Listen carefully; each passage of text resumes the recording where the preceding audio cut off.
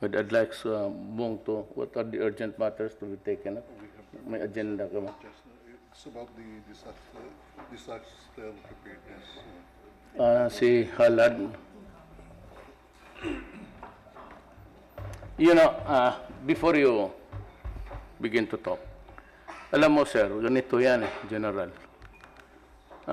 Kasi I was born in Leyte. So day 2, sinabi ko kay Bong, because the communications were cut, sabi ko kay Bong, gamitin mo ang army. Mayroon talaga yan silang a way of communicating. Pasa-pasa lang relay. But nung nalaman ko na, there were about, nung nag-usap kami ng sundalo, sabi ko, kumusta? Andyan, sabi niya, sir, bagsak yung Leyte. Tapos sinabi ko, anong klaseng bagsak? Sabi niya, sir, tumba lahat. Hindi ko naintindihan, sabi ko, tumba ang lahat bahay. Sir, pati kahoy. Ilan ang patay? Sabi niya, sir, mukhang mga aabot ito ng 10,000 estimate namin. Hindi ako makapaniwala. So that following, that evening, I mobilized the 911 of Davao City. Nag-assemble ako ng 10 doctors and nurses. And pinuno ko ng antibiotics, tetanus, all of the things that would be needed really of a victim in a calamity.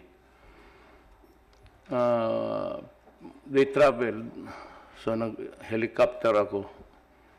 But at yung sa Tacloban Bay, wala akong nakita isang rubber boat ng Navy. So, sabi ko sana, by this time mayroon na yan.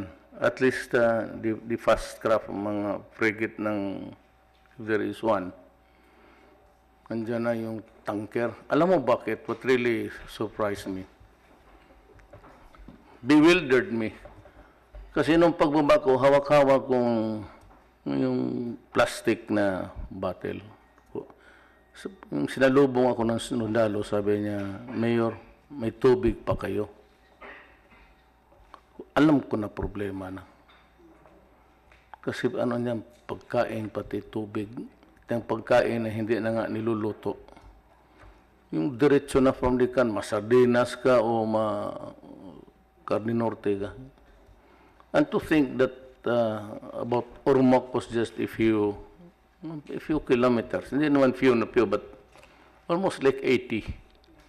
And Maasin was doing all right. Bakit walang tulong dito?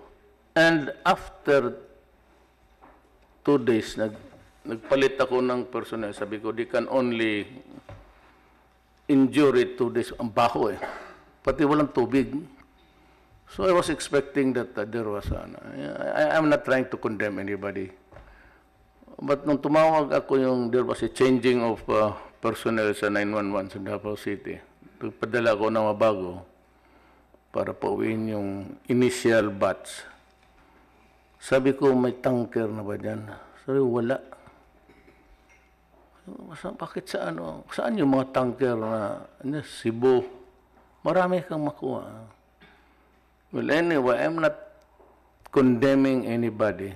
But sa General Halad lang, sir, you might want to take that into factor when you... Kasi dapat nakaposition yan sa nearest. Not really so near to be hit also, but by the typhoon or cyclone, if you may. Yun ang niya. So, the resources must be on deck, positioned nearby. If you can draw the path of the typhoon and deploy the assets of government, basta dyan, tubig na malinis, pati pagkain na walang cooking dyan. It's yung magpadala ka ng sakong bigas ganon on the first 1 week, it's useless. Ayan yan si June, no? Yung earthquake niya sa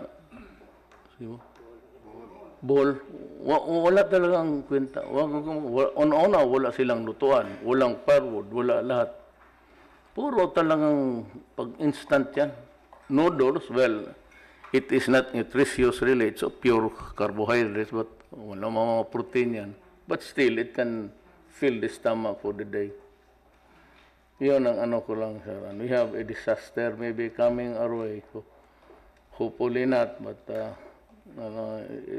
this planet is being, I don't know, punished by God.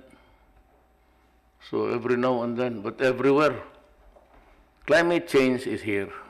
We were warned so many years ago, about 7, that ngayon, dumating na talaga. Even the United States is suffering heat wave on the western side, and on the east, dito sa, I can understand why the foreign secretary came home to escape the rigors of. So I'm through. Ano sir, salamat. Yes, sir. We will learn from that experience. We should learn from that experience, sir. And before I start, sir, I would like to tell that I read in the papers that 2015 was the hottest so far completed year in the earth, and the first 4 months of 2016 were hotter than the first 4 months of 2015. So, meaning that indeed global warming is here.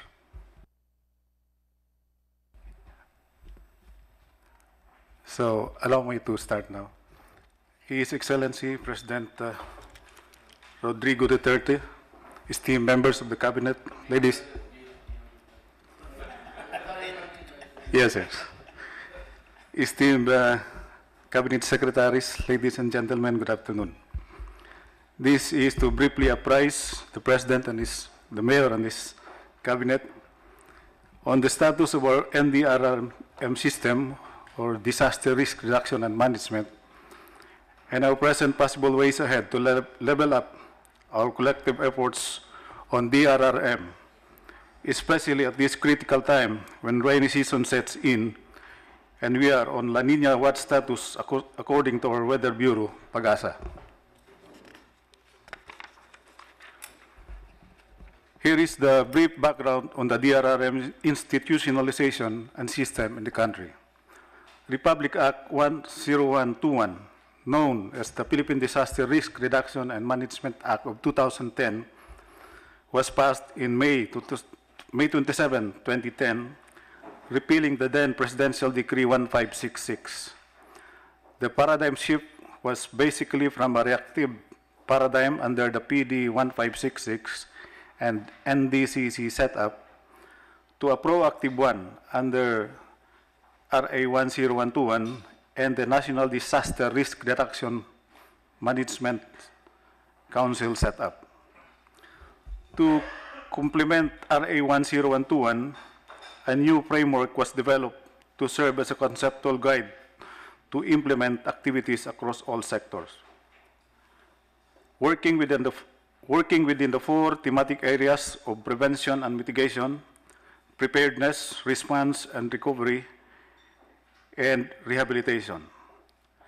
It allows for the whole of government and whole of society approach in the pursuit of its vision for a safer, adaptive, and resilient Filipino communities towards sustainable development.